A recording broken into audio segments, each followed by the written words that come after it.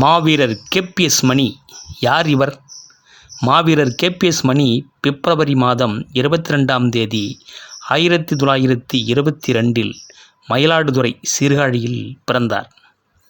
ஊழியக்காரன் தோப்பு நகராட்சி பள்ளியில் ஆரம்பக் கல்வி கற்றார். அடுத்து சீர்காழி LMC பள்ளியில் உயர்நிலைக் கல்வி முடித்து இராணுவத்தில் இணைந்தார். 2ஆம் உலகப் போரில் பிரிட்டிஷ் இந்திய வீரராக பணியாற்றிய போது இவர் இறந்து விட்டதாக குடும்பத்துக்கு தகவல் வந்து குடும்பத்தின் சோகத்தில் கலந்தனர்.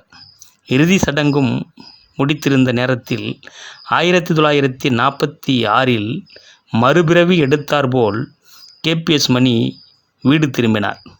குடும்பத்தினர் அதிர்ச்சியிலும் ஆச்சரியத்திலும் மகிழ்ச்சியிலும் திகழ்ந்தனர்.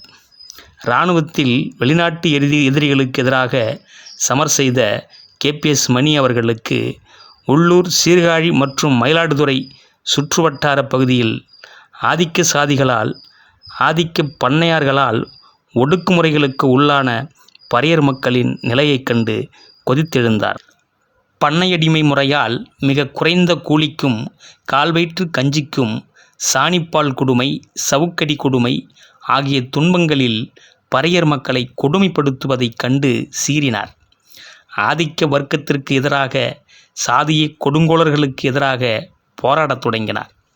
இதனால் 1947 முதல் 1967 வரை 4 முறை சிறை வைக்கப்பட்டார்.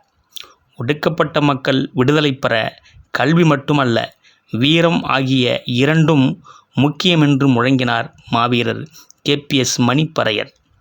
கேபிஎஸ் மணி பறையர் தலையில் முண்டாசும், முறுக்கேறிய கட்டுடலும், முறுக்கிவிட்ட மீசையும், கையில் தற்காப்பு ஆயுதமும் என பார்க்கும்போதே ஆதிக்கவாதிகளுக்கு தொடை நடுங்கும் அச்சத்தை தரக்கூடிய கம்பீரமான தோற்றமுடையவர் மாவீரர் கேபிஎஸ் மணி பறையர். ஏழை மாணவர்கள் தங்கி படிப்பதற்கு சீர்காழியில் சாதுவர் ஏழை மாணவர் இல்லம் என்கிற ஒரு விடுதியை 1947 தொடங்கி தனது சொந்த செலவில் நடத்தி வந்தார் கேபிஎஸ் மணி அவர்கள். பிறகு 1949 அவ்விடுதிக்கு அரசு மானியம் கிடைக்கப்பெற்ற பிறகு 1967 வரை நூற்றுக்கணக்கான ஏழை மாணவர்கள் அங்கு படித்து பலன் பெற்றனர். பறையர்கள் மட்டுமல்லாது அருந்ததியர்கள், இருளர்கள், குறவர்கள் என எல்லோருக்காகவும் பாடுபட்டார் கேபிஎஸ் மணி அவர்கள். நரிக்குறவர்களுக்காக 1976 வரை தனது சொந்த பணத்தில் தனியாக கல்வி விடுதி நடத்தி வந்தார். ஒடுக்கப்பட்ட மக்கள் விடுதலை பெற கல்வி மட்டுமல்ல, வீரமும் தேவை என விடுதிகளில் அன்றாடம் காலையில் தற்காப்பு பயிற்சி, உடற்பயிற்சி அளித்து இளைஞர்களுக்கு, மாணவர்களுக்கு வீரத்தையும் விவேகத்தையும் ஊட்டி வந்தார் கேபிஎஸ் மணி அவர்கள். அது மட்டுமல்ல, கால்பந்து விளையாட்டுக்கு முக்கியத்துவம் கொடுத்து இதற்காக ப்ளூ ஸ்டார் கால்பந்து அணியையும் தொடங்கி நடத்தினார் கேபிஎஸ் மணி அவர்கள். இதுதான் இன்றைக்கு சமீபத்தில் வெளிவந்த ப்ளூ ஸ்டார் திரைப்படத்தின் குறியீடாகவும் இருக்கிறது. 1950களில் அம்பேத்கரின் ஷெட்யூல் காஸ்ட் ஃபெடரேஷனில் இணைந்து செயல்பட்டார் கேபிஎஸ் மணி அவர்கள். கீழை தஞ்சையில் எங்கெல்லாம் சாதிய கொடுமைகள் நடந்ததோ அங்கெல்லாம் முழுவீச்சில் செயல்பட்டார் கேபிஎஸ் மணி. இதே காலகட்டத்தில் பறையர் இனத்தின் மாபெரும் தலைவர்களாக இருந்த இளையபெருமாள், புலவர் ஆறுமுகம் ஆகியோருடன் இணைந்து பறையடித்தல், இழித்தொழில் மறுப்பு போன்ற அரசியல் முன்னெடுப்புகளை மேற்கொண்டார். முதலாக அரசியலில் அவர் 1952 அம்பேத்கர் ஷெட்யூல் காஸ்ட் சார்பில் மயிலாடுதுறை தொகுதியில் போட்டியிட்டு தோல்வியடைந்தார். 1957 சுயேட்சையாக சீர்காழியில் போட்டியிட்டு வெற்றியும் பெற்றார். பின்னர் இளையபெருமாள் அவர்களின் பின்தொடர்ந்து காங்கிரஸில் இணைந்து 1967 தேர்தலிலும் வெற்றி பெற்று சட்டமன்ற உறுப்பினரானார். இந்த காலகட்டத்தில் கீழ்வெண்மணி படுகொலையை கண்டித்து சட்டமன்றத்தில் கேபிஎஸ் மணி அவர்கள் பேசுகையில், எங்கள் மக்களை நீங்கள் இவ்வாறே தாக்கி அழிப்பீர்கள் என்றால் நாங்கள் எத்தகைய போராட்டத்தை கையில் எடுப்போம் என்பதை அரசாங்கமும் ஆதிக்க சாதியினருமே நிர்ணயம் செய்யப் போகிறீர்கள் என எச்சரித்தார்.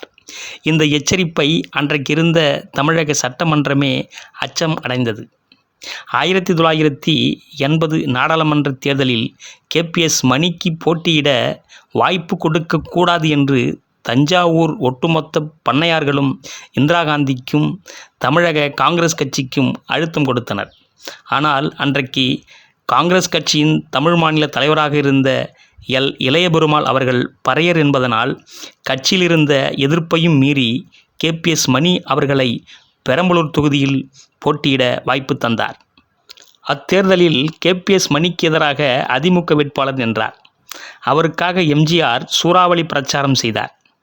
இன்னொரு பக்கம் காங்கிரஸ் கட்சியில் உள்ள பண்ணையார்களும் ஆதிக்க சாதி வெறியர்களும் எல்லோரும் சேர்ந்து கேபிஎஸ் மணி தோற்கடிக்கப்பட வேண்டும் என்று வேலை செய்தனர். இப்படி எல்லாவித எதிர்ப்பையும் தாண்டி தன்னை எதிர்த்து போட்டியிட்ட அதிமுக வேட்பாளர் தங்கராஜுவை 99,172 வாக்குகள் அதிகம் பெற்று கேபிஎஸ் மணி வெற்றி பெற்றார். கேபிஎஸ் மணி அவர்கள் இராணுவத்தில் இருந்து வந்ததால் அவரது அணுகுமுறை, போராட்ட முறை அதிகார வர்க்கங்களை அச்சுறுத்தியது. பட்டியலின மக்களை தாக்குபவனை திருப்பி தாக்கு என்ற தாக்குதல் அணுகுமுறையை மக்களுக்கு கற்றுக் கொடுத்தவர் கேபிஎஸ் மணி அவர்கள். அன்றைக்கு பட்டியல் சாதி மக்களின் பிணத்தை எடுத்துச் செல்ல வழிவிடாது தடுக்கும் ஆதிக்க சாதியினரின் தெருவிலேயே பிணத்தை வைத்து எரியுங்கள் என்று வழிகாட்டினார் கேபிஎஸ் மணி பறையர் அவர்கள். ஆதிக்க சாதிகளுக்கு பறையரை தண்டோரா போட அழைப்பதை, செத்த மாடை அப்புறப்படுத்துவதற்கு பறையரை அழைப்பதை, சவக்குழி தோண்டுவதற்கு பறையரை அழைப்பதை கடுமையாக எதிர்த்தார் கேபிஎஸ் மணி அவர்கள். உண்மையில் பட்டியலின மக்களுக்கு சவுக்கடி, சாணிப்பால் ஒடுக்குமுறை தஞ்சையில் அற்றுப்போனதற்கு கேபிஎஸ் மணி அவர்களின் போராட்டமும் வழிகாட்டலுமே முக்கியமானது என்பதை யாராலும் மறுக்க முடியாது.